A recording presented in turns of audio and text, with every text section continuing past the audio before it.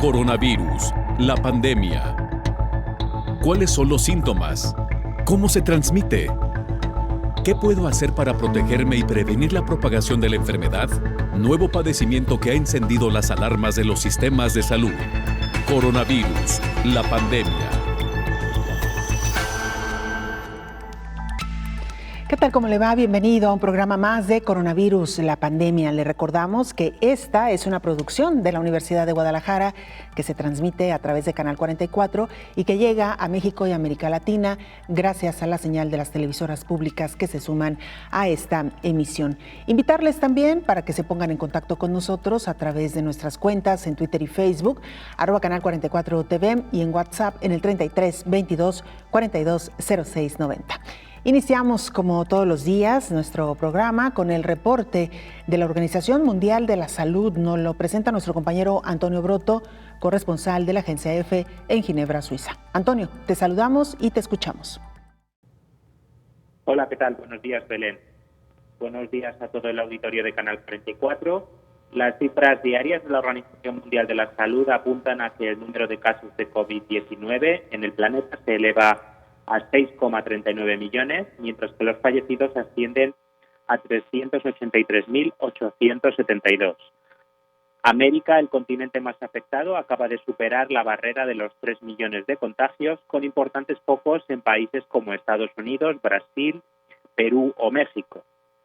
El director general de la OMS, Tedros Adhanom Ghebreyesus, admitió en rueda de prensa su preocupación por el avance de la pandemia en los países de América Latina. Por su parte, el responsable de emergencias sanitarias de la misma organización, Mike Ryan, recomendó a las autoridades latinoamericanas mantener las medidas de contención y levantarlas solo cuando se vean progresos. Por otro lado, la OMS anunció la reanudación de los ensayos clínicos con hidroxicloroquina para tratamientos contra la COVID-19, que habían sido detenidos la semana pasada a raíz de que estudios médicos detectaran un posible aumento de las tasas de mortalidad en pacientes de la enfermedad tratados con este fármaco. La hidroxicloroquina es un medicamento utilizado desde hace décadas en enfermos de malaria y de afecciones reumáticas, pero los estudios solo implicaban su efecto posiblemente adverso en pacientes con COVID-19. Los responsables de la OMS informaron de que la revisión de datos se había completado y que los científicos han concluido en que no existen razones para modificar los protocolos utilizados en los ensayos clínicos, por lo que la hidroxicloroquina volverá a investigarse como posible tratamiento. Reporto desde Ginebra para el programa Coronavirus, la pandemia.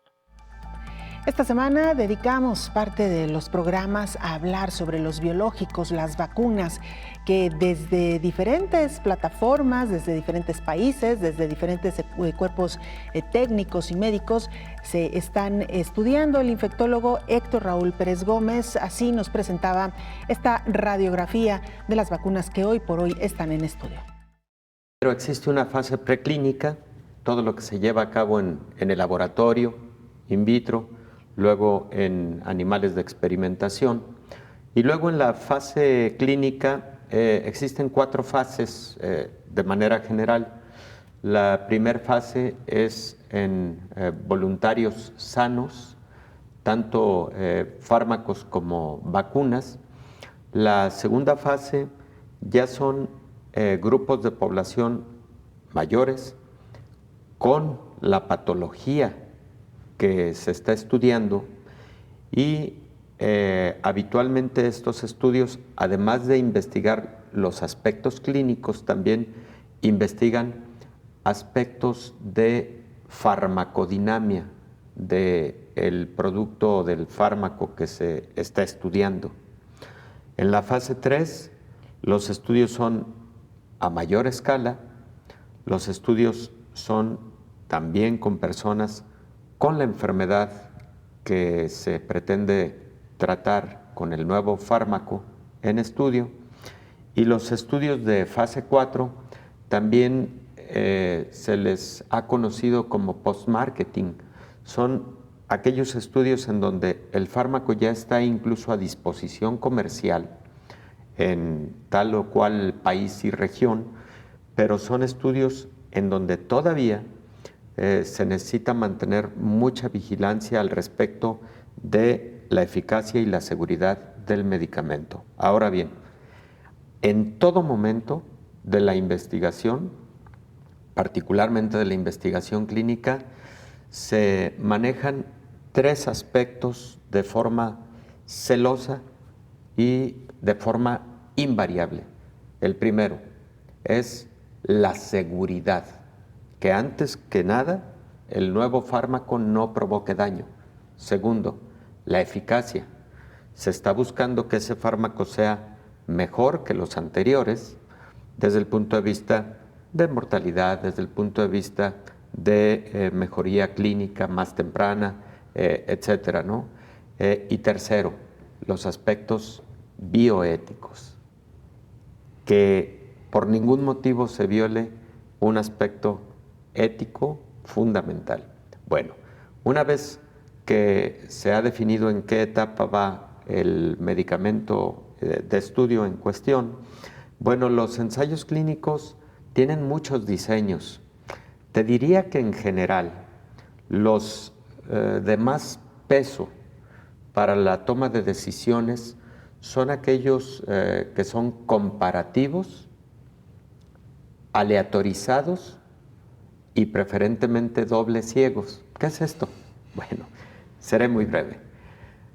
Comparativos porque frecuentemente tienes ya un medicamento que se ha venido utilizando para tal o cual patología, pero este fármaco nuevo, que es el que está en estudio, pues debe demostrar ser mejor que este, en seguridad, en eficacia y también preferentemente en costo-beneficio. Claro. Segundo, este nuevo medicamento, si se va a comparar con el hasta entonces conocido como estándar de oro, la manera en la que se asigna a la población debe ser aleatorizada, porque no se puede dejar al albedrío del clínico para decir, bueno, este paciente lo incluyo en el grupo que va a recibir el medicamento nuevo y este en el grupo del medicamento tradicional, porque ahí puede haber entonces un error de selección. El investigador puede generar cierta tendencia para asignar a tales pacientes al medicamento nuevo, por ejemplo, y eso puede no dar resultados confiables al final de cuentas. Entonces, se tiene que aleatorizar, preferentemente a través de un sistema electrónico bien controlado. Y el último punto, ¿por qué doble ciego? Porque, por ejemplo, el investigador que está llevando a cabo el estudio, por ejemplo, cuando es comparativo, no debe saber en primera instancia cuál fármaco está recibiendo tal paciente o tal paciente. Sabe que los dos están recibiendo un fármaco muy bueno, seguro, eficaz, pero no sabe cuál de los dos. Esto lo sabrá en el momento en que llegara a presentarse un evento adverso y sobre todo un evento adverso grave. Ahí se tiene que romper el código para conocer qué es lo que está recibiendo el paciente para actuar por su seguridad, o se sabrá pues ya cuando vengan los resultados. ¿Quién en su momento hace el análisis de estos resultados? Bueno, los hace un centro destinado específicamente para eso, para comparar los resultados entre los dos grupos clínicos que han sido parte del diseño de este estudio clínico. Ese es solamente uno de los diseños, existen otros muchos diseños. Los médicos habitualmente son correspondientes a la especialidad del fármaco motivo del estudio, por supuesto de los pacientes que van a ser sometidos al ensayo clínico o invitados al ensayo clínico. Bueno, aquí hay un punto básico. Cuando hablaba de los aspectos bioéticos, un elemento importante es el consentimiento informado o el consentimiento que permite que el paciente conozca todos los detalles del estudio, que exprese las dudas ante el investigador responsable, que le sean respondidas y le dejen satisfacción. Diga, estoy de acuerdo, voy a participar, firmo para estar en el ensayo clínico. Ese es un documento fundamental. Bueno, los médicos, pues habitualmente son especialistas en el área, porque recordemos que serán los que van midiendo las variables en el estudio, viendo los resultados día a día del paciente que ha sido sometido al estudio, y son quienes en un momento dado también actúan ante un evento adverso o adverso grave. Y por otro lado, habitualmente son médicos profesionales que tengan experiencia en investigación clínica. Esto también es básico porque existen protocolos conocidos como buenas prácticas en investigación clínica. Se deben tener cursos, diplomados y sobre todo el antecedente de conocer todos los lineamientos de las buenas prácticas en investigación clínica y haberlas puesto en práctica en todos aquellos estudios previos en los que se ha participado. En el Reino Unido, nuestra compañera Marta Pérez Cejuela, corresponsal de la agencia EFE, así nos presentaba también el reporte más reciente desde el Reino Unido. Escuchemos. Buenas tardes, Belén. Así es, el Reino Unido ya aprueba medicamentos y el país se ha unido a la carrera por el coronavirus mientras que sigue intentando aplacar la curva. El número total de muertos ya alcanza un total de 39.369 personas desde el inicio de la pandemia. Los últimos datos de muertes diarias referentes a la jornada de ayer registraron 324 decesos, una subida que fue significativa ya que ocurrió tras haberse registrado 111 y 113 fallecidos en las dos jornadas previas. Mientras, los nuevos contagios ascendieron a 1.613 y lo hicieron solo un día después de que Inglaterra relajase algunas medidas de distanciamiento social y reabriera escuelas de educación primaria. En cuanto a los tratamientos y medicinas que ya se prueban en el país, esta misma mañana se anunció que un grupo de científicos hará unos ensayos para establecer si el ibuprofeno, un fármaco ampliamente utilizado para tratar inflamaciones o dolores, puede ayudar en el tratamiento de los pacientes hospitalizados con coronavirus. Expertos del Hospital Guy's St Thomas de Londres y de la Universidad King's College de Londres estiman que el fármaco puede ser utilizado para aliviar los problemas respiratorios de los pacientes y sacarlos de los ventiladores. Al principio de la pandemia, como sabéis, durante el pasado marzo, los medios informaron de que había inquietud entre los expertos sobre el uso del ibuprofeno por parte de personas con síntomas leves del coronavirus, algo que con el tiempo se descartó. Además, también se comenzará a probar en pacientes de otros 30 hospitales la eficacia de otros 5 medicamentos diferentes a la hora de prevenir el avance de la enfermedad y evitar que ingresen en cuidados intensivos. Entre estos fármacos se encuentra la heparina, que es un anticoagulante que ya se administra en hospitales con frecuencia, el bencentinib, que se usa para trastornos sanguíneos, o también se encuentra la inyección antiinflamatoria MEDI 3506, el Calqués y el Cilucoplan. Por otra parte, el Reino Unido se ha sumado a la carrera internacional por la vacuna y la Universidad de Oxford y el Imperial College de Londres, dos de las instituciones académicas británicas más prestigiosas, trabajan por conseguir la suya. Aunque ambas han reportado progresos, solo la Universidad de Oxford ha empezado las pruebas clínicas y el gobierno británico ya ha invertido 150 millones de euros sobre este proyecto. De hecho, el pasado 22 de mayo, el equipo de Oxford entró en la segunda fase de su ensayo clínico y en los próximos días su vacuna se probará por primera vez en una muestra de gran tamaño, en total 10.200 voluntarios. En esta fase se comprobará la respuesta inmune que desarrollan estas personas, entre las que habrá mayores de 70 años y niños de entre 5 y 12. Además, a mediados de mayo, el Ejecutivo británico anunció que, gracias a una asociación de Oxford con la farmacéutica multinacional AstraZeneca, se podría llegar a distribuir hasta 30 millones de dosis a partir de septiembre si los próximos estudios demuestran que efectivamente la vacuna es segura y eficaz. Sin duda, estos plazos comunicados en torno al proyecto de Oxford desafían los horizontes temporales que sostiene la mayoría de la comunidad científica que sitúa entre año y año y medio la posibilidad de iniciar campañas de vacunación. Hacemos una pausa, la primera de este programa, regresamos con más.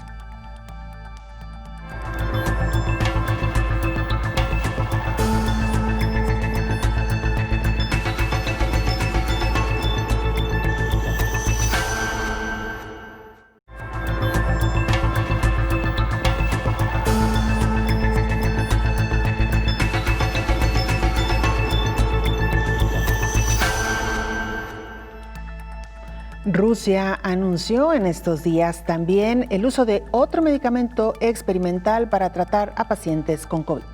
Adelanta el gobierno de Rusia que la próxima semana comenzará a utilizar su primera medicina aprobada para tratar la COVID-19. Con esta medida, se esperan reducir las tensiones en el sistema de salud y acelerar el regreso a cierta normalidad en la actividad económica. Los hospitales rusos pueden empezar a aplicar el antiviral, registrado bajo el nombre de Avifavir, a pacientes a partir del 11 de junio. Indicó que la firma encargada de su producción fabricaría suficiente para tratar alrededor de 60,000 personas al mes. El Avifavir fue desarrollado por primera vez a finales de los años 90 por una empresa japonesa, comprada posteriormente por Fujifilm, cuando se introdujo en el sector de la salud. Rusia explicó que sus científicos habían modificado la medicina para mejorarla y que Moscú estaría listo para compartir los detalles de esas modificaciones en 2 semanas. El gobierno nipón ha otorgado $128 millones en fondos estatales para sus estudios, pero aún no se ha aprobado su uso, informó Rocío López Fonseca. Vamos ahora a Perú. Ahí se encuentra nuestra compañera Ana Romero. Ella es periodista de la Universidad de San Martín de Porres en Perú, de la televisora pública de este país. Desde ahí nos reporta. Adelante, Ana, te escuchamos. Buenos días, Belén. Buenos días, México. Hoy se cumplen 80 días del estado de emergencia y a la fecha el Ministerio de Salud ha confirmado 170,000 casos de COVID-19 y reportado 4,634 personas fallecidas. Asimismo, aprobó una directiva sanitaria que establece los lineamientos técnicos para la obtención de plasma de donantes convalecientes de la COVID-19. La resolución también indica que se encarga a la Dirección General de Donaciones, Trasplantes y Banco de Sangre, en el marco de sus funciones, la difusión, asistencia técnica, monitoreo, supervisión y evaluación del cumplimiento del lineamiento. Por otro lado, la ministra de Economía y Finanzas dijo que el proyecto de ley para el año fiscal 2021 a presentar en la segunda mitad del año tendrá como prioridad los sectores de salud y educación. Asimismo, dijo también que la gran apuesta es que la reactivación económica sea responsable y permita recuperar los niveles de recaudación y a partir de ahí hacer los mayores esfuerzos para garantizar los recursos.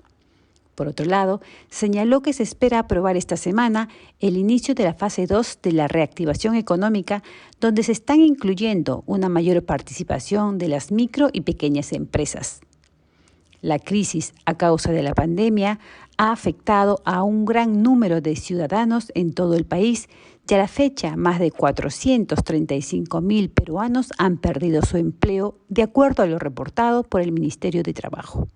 La crisis continuará mientras no salga la vacuna, por lo que se recomienda a todos mantenerse en casa.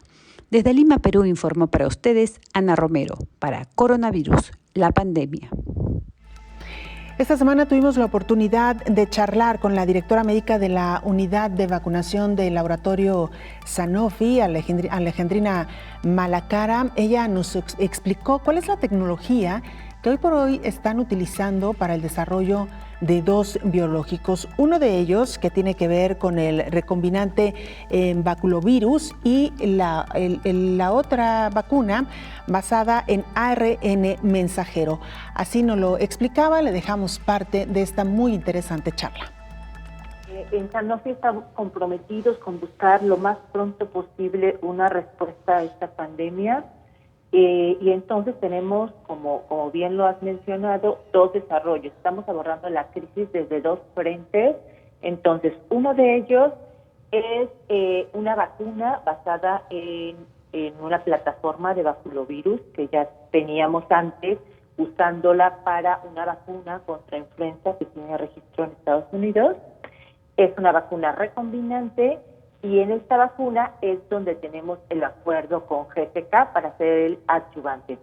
Esta vacuna, este desarrollo, esperamos que sea el que salga antes, ¿no? Por la experiencia que ya existe. Se espera que empiece la fase 1 a principios del siguiente curso. Si nos vamos a la parte de desarrollo, obviamente siempre existe una parte preclínica de inicio, que es donde empiezas a ver el tipo de plataforma que se va a usar, ¿no? Ahora tenemos, como decíamos, 2 plataformas, una la que mencioné, que es la de baculovirus, y otra es la de RNA mensajero, o ARN mensajero, que es la que empezaría a principios del año que entra los estudios clínicos, ¿no? Entonces, bueno, la primera fase es con individuos sanos. La idea es ver la seguridad. Entonces, ves la dosis y la seguridad de la vacuna. Pueden ser algunas decenas de individuos voluntarios que participen, y después de eso ya pasamos a la fase 2. En la fase 2 ya puede ser un número más grande de individuos, y ahí participarían también personas sanas, y ahí la idea es ver la inmunogenicidad y también viendo seguridad. Es súper importante revisar la seguridad de los desarrollos. Después sigue la fase 3 clínica, que es donde los estudios se hacen en decenas de miles de personas. Ahí podemos tener desde varias edades, ¿no?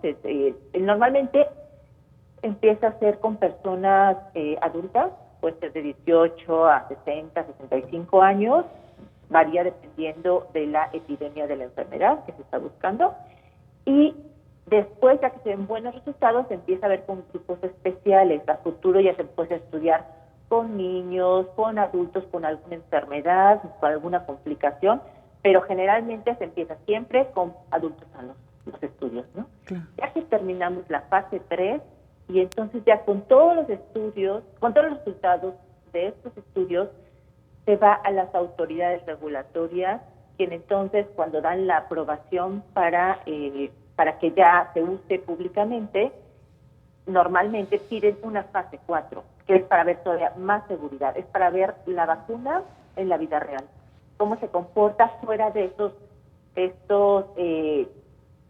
protocolos muy controlados, con gente sana, que no tiene otros medicamentos, etcétera, cómo se comporta la vacuna en la vida real, y es para ver aún más seguridad. Esto es la fase 4. Y eso es generalmente lo que lleva un desarrollo de una vacuna. Esto puede llevar pues varios años, dependiendo de la vacuna. De nuestros 2 desarrollos, porque va un poco más avanzada, creemos que va a salir antes el baculovirus, porque vamos a empezar antes todos las fases clínicas, va a empezar antes, entonces esperamos tener antes esa. Sabemos que, bueno, no somos la única empresa que está estudiando con la plataforma novedosa de ARN mensajero. Hay varias, entre otras, unas ya están empezando otra fase 2 de estudio y van adelantadas, ¿no? Sin embargo, sabemos que no existe hasta en la actualidad ninguna vacuna ya en uso con esa plataforma. Entonces, por un lado, es muy esperanzador, porque se espera que, valga la redundancia, que salga rápido y que se puedan hacer grandes cantidades, con muy poco antígeno se pueden hacer grandes cantidades de vacunas, sería lo que necesitamos actualmente. Sin embargo, está siempre la duda de que no tenemos en la actualidad ninguna vacuna para ningún agente infeccioso con esta plataforma. Entonces, digo, pues ya que salga, esperamos que la producción sea muy rápida, ¿no? Con los resultados con ARN mensajero, y sería muy bueno, una vacuna muy novedosa, y no solo para este agente infeccioso, sino que se puede usar para muchos otros. Desde con el primer biológico, si vamos a México, estamos tratando de participar. Sabemos que el reclutamiento será un reclutamiento competitivo. Eso significa que los centros de investigación que más rápido recluten, que más rápido tengan, pues son los que entran, ¿no? Porque, como sabemos, por la urgencia de tener rápidos resultados. Entonces, vamos a buscar que aquí con las autoridades regulatorias podamos tener una agilidad de todos los procesos para dar de alta, digamos, a los centros de investigación, porque sí es muy importante para México participar, como bien lo menciona el doctor, para tener resultados con pacientes, con personas mexicanas, y eso nos agilice tener una autorización regulatoria en nuestro país. El infectólogo Héctor Raúl Pérez Gómez, y luego de esta charla con Sanofi, nos hablaba de la importancia de incluir a México en los ensayos clínicos. Con relación a las vacunas, efectivamente hay buenas intenciones, esperemos que aterricen en hechos. De hecho, el gobierno mexicano anunció la aportación de 1 millón de euros para participar en uno de los protocolos de estas vacunas. No sabemos exactamente en cuál de ellas, pero es importante, lo comentábamos, porque cuando la población de un país, de una región, participa en ensayos clínicos, sus agencias regulatorias más rápidamente dan autorización para su uso en dicho país. Por supuesto, hay acuerdos internacionales por los cuales incluso los resultados obtenidos en diferentes partes, en estudios multicéntricos, pueden, ante circunstancias de necesidad inmediata y necesidad extrema, tener aceptación y autorización de forma acelerada, así se le conoce. Entonces, por eso era la insistencia con algunos de los directivos de estas empresas farmacéuticas al respecto de si México está participando, y esperemos que México sí sea invitado. Los ensayos clínicos son muy importantes en el desarrollo de un medicamento y le genera muchos beneficios a las poblaciones en donde estos ensayos clínicos se llevan a cabo. Por ejemplo, Belén, hay medicamentos que cuando están en su desarrollo, por ejemplo, en la etapa 3 de la investigación clínica, son fármacos que ya tienen una bien revisada seguridad y eficacia. Y muchas personas se benefician de estos ensayos clínicos porque son fármacos que todavía no están en la farmacia. Son fármacos que para estar en la farmacia todavía pueden tardar hasta 5 años. Y esta patología para la cual se está desarrollando ese medicamento pues ya requiere de novedades farmacológicas, ¿no? También son de gran utilidad porque comúnmente permiten que las sociedades médicas, que todos los profesionales de la salud se vayan involucrando tempranamente en los avances científicos y tecnológicos desde el desarrollo de un fármaco, de una vacuna o de un dispositivo médico. Eso genera muchos dividendos académicos de igual manera. Entonces, ojalá y México se involucre mucho en este tipo de ensayos clínicos de vacunas y de nuevos fármacos. Hacemos una pausa, regresamos con mucho más.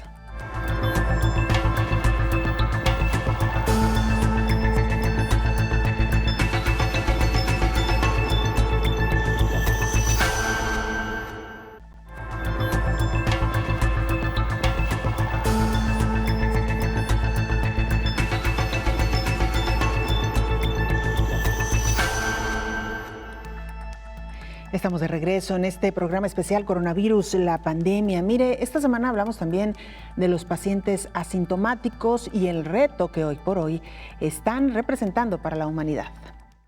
El desafío de los pacientes asintomáticos con COVID-19 aumenta en el mundo. Por ejemplo, en Argentina, han realizado varios estudios donde los viajeros que retornaron del exterior fueron aislados en hoteles y se comprobó que entre el día 7 y 9 del regreso, 3.7% de los testados eran positivos para coronavirus.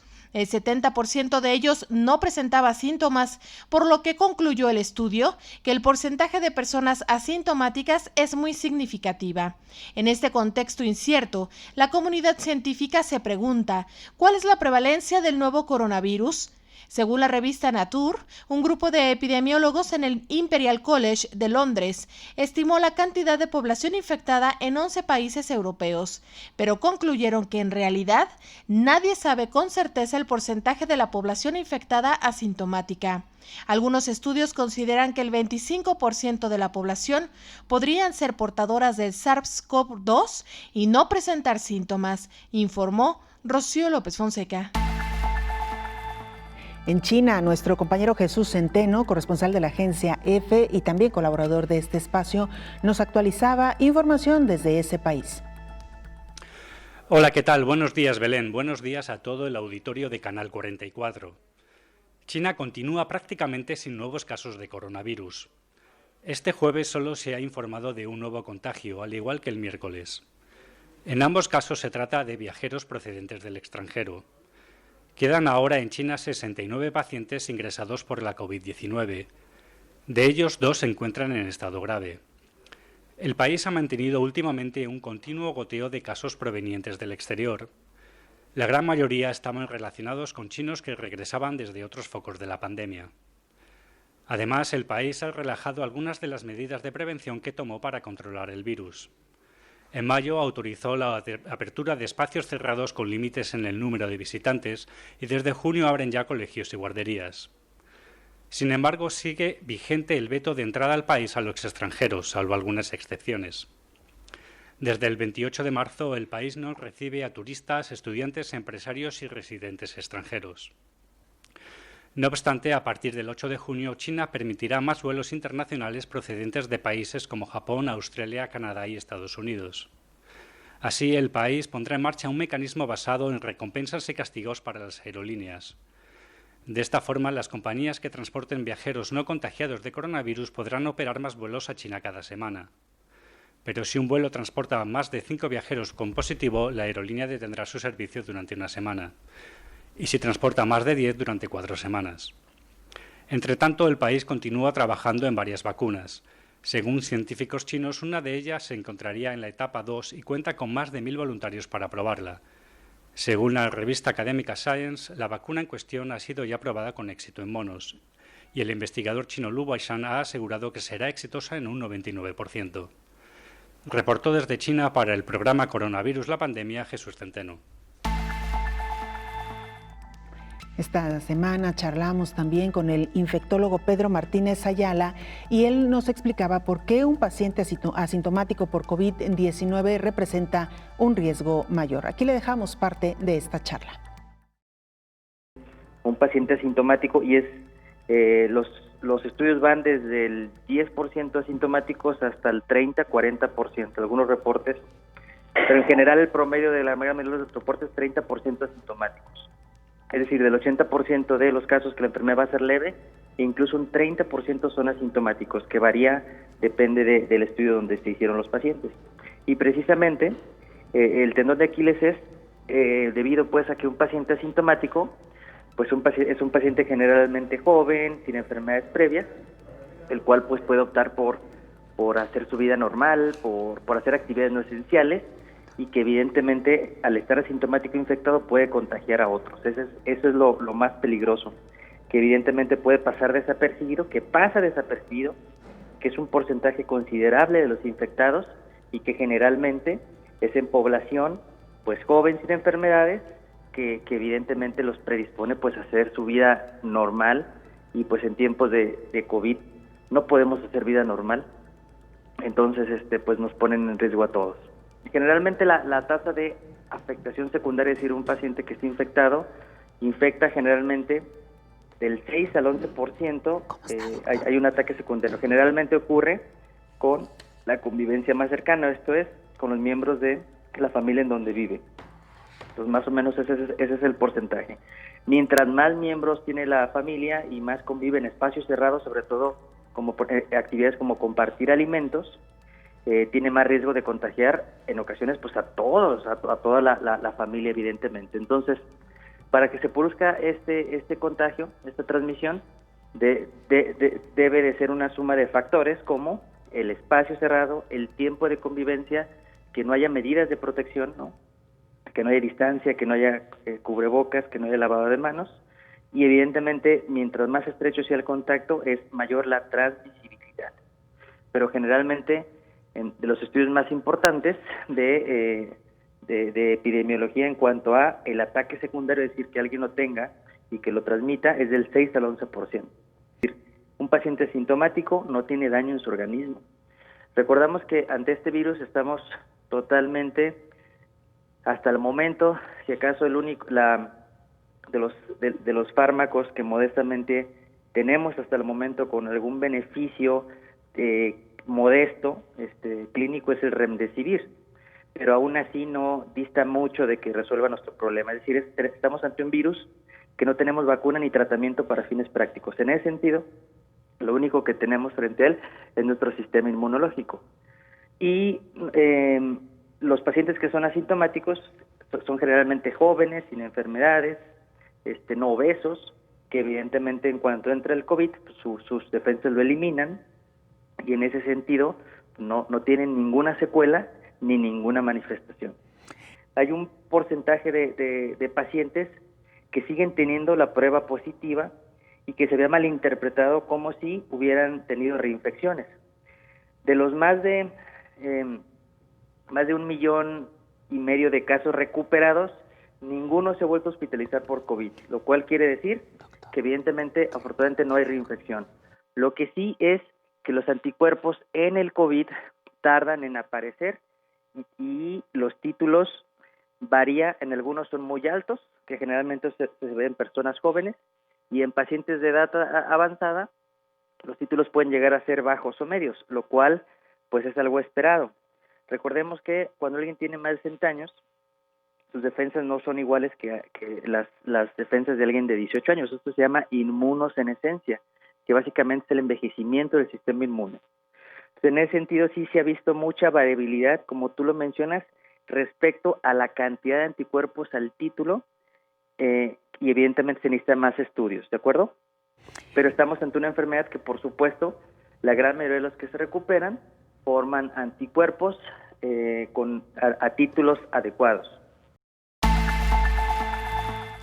Por su parte, el también infectólogo Héctor Raúl Pérez Gómez describe sobre la realización de varios estudios relacionados con personas que cursan COVID-19 de forma asintomática.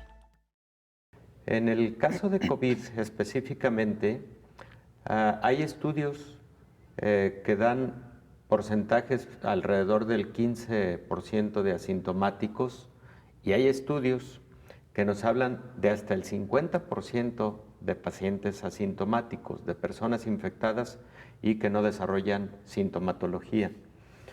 Uno de los estudios probablemente más representativos es el que deriva del muestreo generalizado que hizo Islandia. Recordarás, lo hemos platicado en diversos momentos.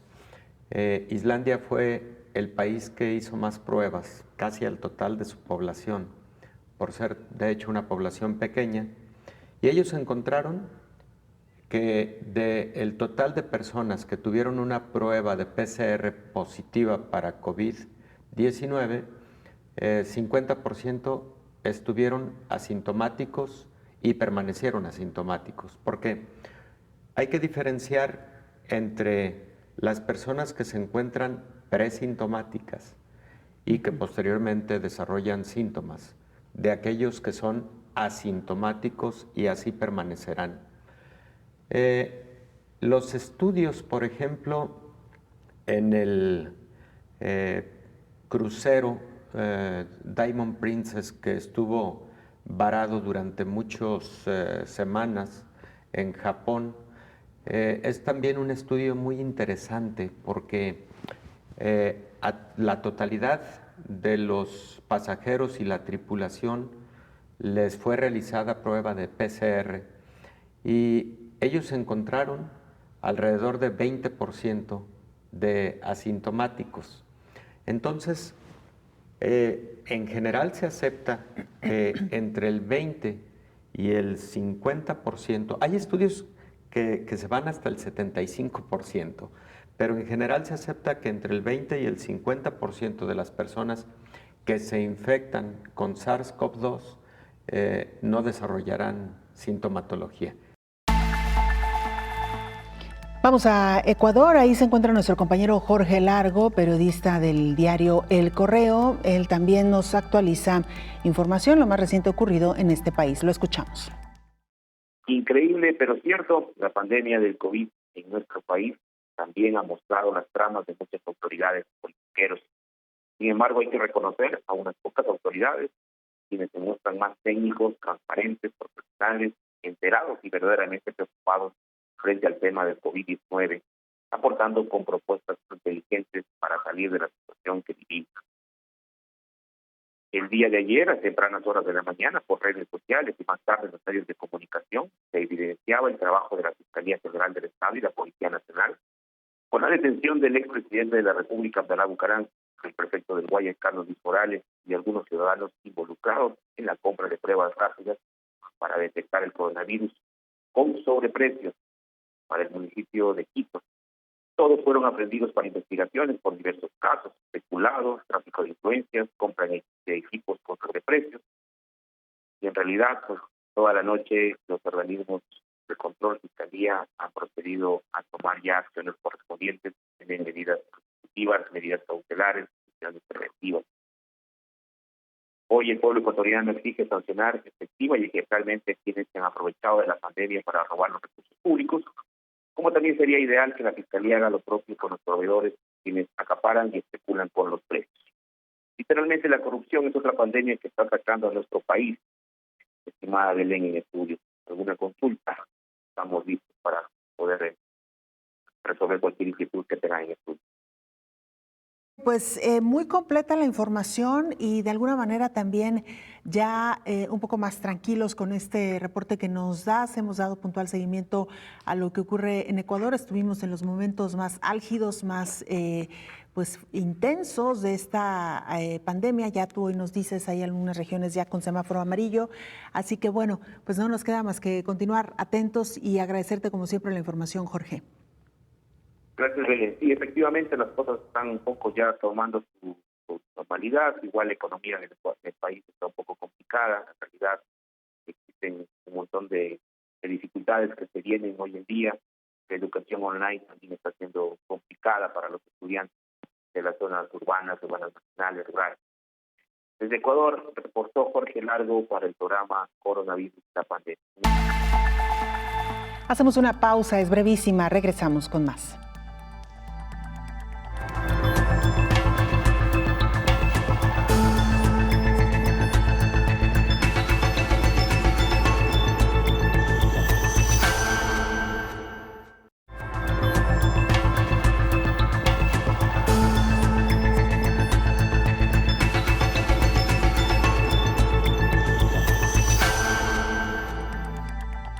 Con poco más de 11 millones de habitantes y desde que se registró el primer caso de COVID-19, Cuba reporta poco más de 2.000 casos de personas contagiadas, una cifra relativamente baja en comparación con el resto de los países de Centro y Sudamérica. Nuestro compañero Atahualpa Americe, corresponsal de la agencia EFE en Cuba, así nos informa.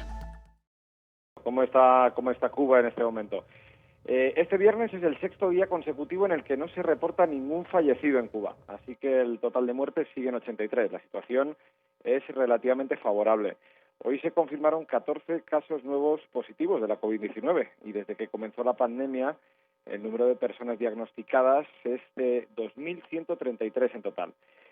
Hoy 12 de los 14 contagiados son de La Habana. La Habana se mantiene como epicentro de la epidemia en la isla, con 195 pacientes activos en este momento.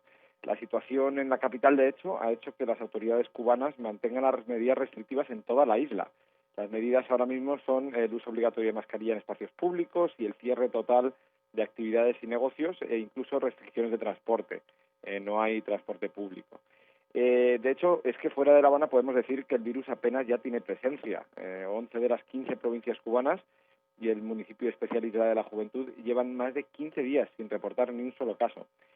Y bueno, en todo caso, aquí en Cuba la situación, como te decía, parece bastante controlada, al menos en comparación con otros países. De los 14 positivos de hoy, por ejemplo, en 13 se conoce la fuente exacta de infección. y además 7 de ellos están vinculados con un reciente brote del virus que hubo en unos laboratorios farmacéuticos de La Habana. De Cuba nos trasladamos a Colombia. Cristian Correa Ramírez, el periodista de Oriente Noticias de Bucaramanga, nos actualiza información. Un saludo muy especial a todo el equipo del Canal 44 de México y del programa Coronavirus de la Pandemia. Desde Colombia les contamos que en los últimos días se ha presentado un aumento en el número de casos confirmados por día en territorio colombiano. Hemos llegado incluso a confirmar más de 1.500 casos nuevos por día. Esta situación provocó que las autoridades sanitarias del país decidieran extender el aislamiento preventivo obligatorio por un mes más. La medida terminaba el 31 de mayo y ahora se extendió hasta el 1 de julio del presente año. Sin embargo, pues a partir de esta semana nuevos sectores de la economía reabrieron sus puertas. Uno de ellos fueron los centros comerciales, quienes tienen permitido un aforo máximo de 30%, cumpliendo con estrictos protocolos y medidas de bioseguridad. También reabrieron sus puertas las barberías, las peluquerías y los centros de estética, quienes habían estado cerrados desde el primer momento de la pandemia, cuando comenzó el aislamiento preventivo obligatorio. Ellos, con mucho cuidado y con estrictos protocolos de bioseguridad, de desinfección y sobre todo de distanciamiento social, con cita previa y cumpliendo estas medidas, ya regresaron algunos de ellos a cumplir con sus jornadas y también pues ayudar a la higiene y a la estética de las personas alrededor de sus cortes de pelo. Una medida muy importante también es que los adultos mayores a partir de esta semana regresaron a las calles 3 días por semana en periodos de media hora para realizar actividad física, esto cumpliendo con los lineamientos de las autoridades de salud que hacen esta recomendación para mantener la salud mental y la salud física de los adultos mayores. Además, les contamos que en nuestra región, en la región de los Santanderes, a pesar de que se han registrado un aumento de casos a consecuencia de la reapertura gradual de algunos sectores de la economía, es muy importante decir que las autoridades mantienen esta reapertura y la siguen haciendo gradualmente, pues no se ha llegado a una ocupación alta de las unidades de cuidados intensivos. Este es el termómetro que dirá si se sigue reabriendo la economía o por el contrario si se tienen que cerrar nuevamente algunos sectores. Con esta información y este pequeño balance que les entregamos a ustedes, nos despedimos desde Bucaramanga. Yo soy Cristian Correa del Sistema Informativo del Canal TRO. Esta semana también dedicamos un espacio importante para hablar de aquellas manifestaciones clínicas atípicas que hoy por hoy se están reportando en pacientes con COVID-19. El infectólogo Héctor Raúl Pérez Gómez así nos lo explicaba. Las manifestaciones iniciales, como recordaremos, fueron descritas puntualmente: fiebre, dificultad para respirar en los casos más graves, tos, y poco a poco empezaron a describirse otros síntomas, por ejemplo, dolor muscular, dolores articulares, manifestaciones gastrointestinales como diarrea, náusea o vómito, dolor abdominal, pero apenas había transcurrido un mes más o menos de los primeros casos y se hicieron muy evidentes otros síntomas como la falta de percepción de olores, de sabores, que aproximadamente se están presentando en el 20% de los pacientes. Pero luego también aparecieron aquellas manifestaciones de niños, recordarás que lo platicamos en este programa, de un síndrome inflamatorio multisistémico parecido a la enfermedad de Kawasaki. No enfermedad de Kawasaki, parecido a la enfermedad de Kawasaki, en donde los pequeños, particularmente entre los 5 y los 12 años de edad, presentaban signos cutáneos parecidos a esta enfermedad, y algunos de ellos particularmente lesiones en el interior de la cavidad bucal, pero a diferencia de la enfermedad de Kawasaki, sin presentar aneurismas de las arterias coronarias.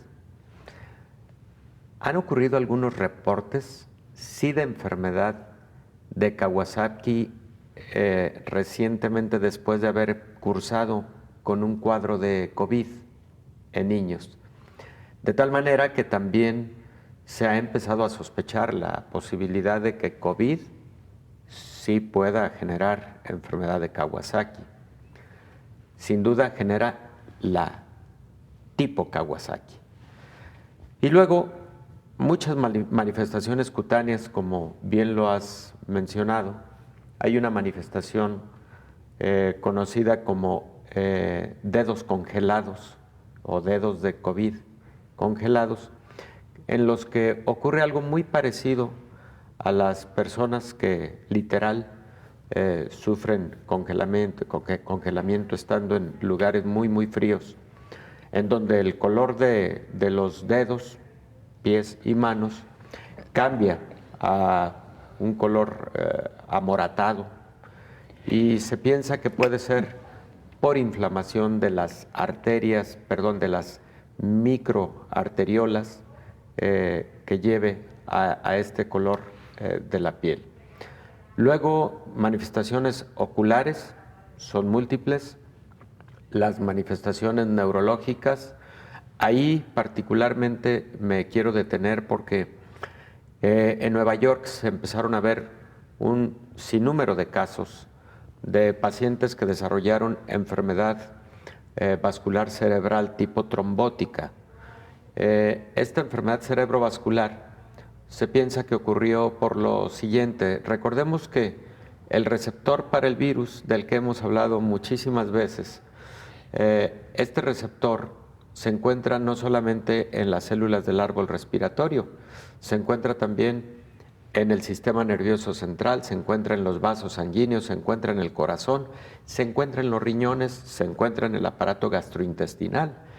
Aunque el virus llega habitualmente a las vías respiratorias, pero es posible que por vía hematógena viaje a otros sitios del organismo y también se incruste en el receptor de la enzima convertidora de angiotensina tipo 2 y finalmente dar manifestaciones en los sitios a donde va llegando el virus. Por el momento es la hipótesis, aunque hay otras vías de llegada a otros órganos y sistemas.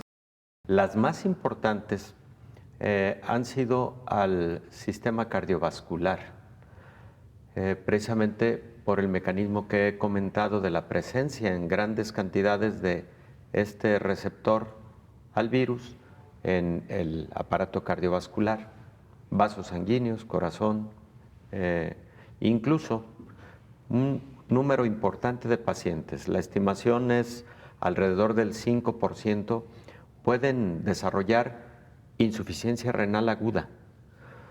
Frecuentemente es en pacientes que tienen una enfermedad preexistente que puede causar también daño renal, pero entre el 5 y el 7% en algunas series casuísticas en el mundo se ha encontrado daño renal. El receptor que hemos comentado está en el riñón en cantidades significativas. Luego, manifestaciones gastrointestinales, inflamación hepática, hepatitis causada por el virus, no con la intensidad que vemos otras hepatitis, pero sí hemos observado que aproximadamente el 50% de los pacientes con COVID elevan los niveles de enzimas hepáticas, alanino y aspartato aminotransferasa, lo cual sugiere que existe inflamación hepática. Y en algunos casos ha sido una hepatitis clínica con ictericia, el color amarillento de la piel, con dolor abdominal, etcétera, que por fortuna no ha llegado a ser una hepatitis fulminante. Han sido hepatitis leves, pero también esa es otra manifestación atípica que puede causar este nuevo coronavirus. Por otro lado, hablábamos de las trombosis cerebrales, los cuadros de isquemia cerebral que se observaron en Nueva York y que cada vez se reportan más en otras partes del mundo. ¿Qué es lo que ocurre ahí? Recordemos que cuando aparece la respuesta inflamatoria, la respuesta inmunológica en contra de este SARS-CoV-2, una célula importante del sistema inmune, conocida como macrófago, libera una serie de citocinas que provocan inflamación, pero también a partir de la liberación de estas citocinas, como a manera de una tormenta inflamatoria, sobrevienen una serie de eventos en el interior de los vasos sanguíneos, a lo cual le llamamos endotelio vascular. Y ese daño del endotelio vascular puede provocar la presencia de coágulos sanguíneos o la formación de coágulos sanguíneos, porque en el endotelio vascular existen sustancias que generan el disparo de sistemas procoagulatorios.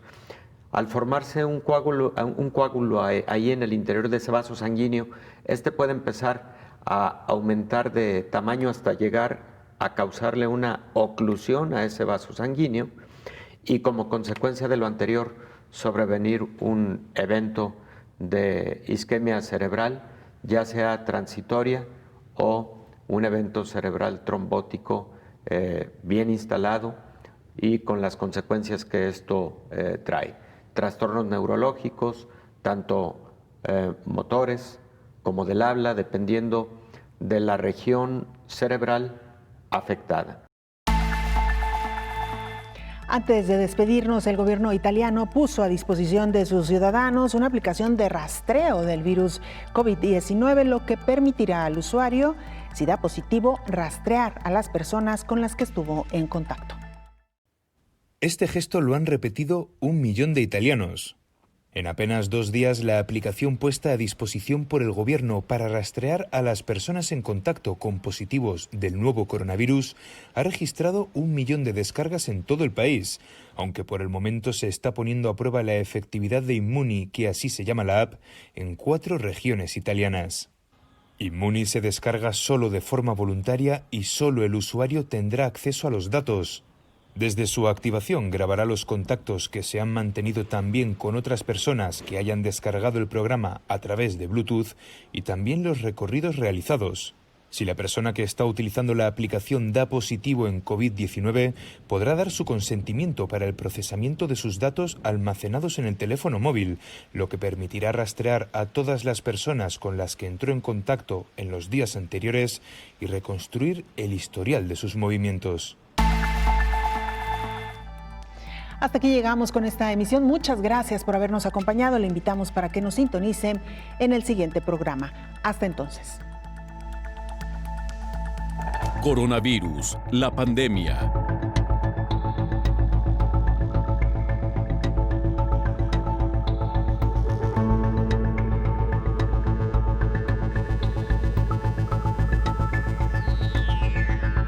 Coronavirus, la pandemia.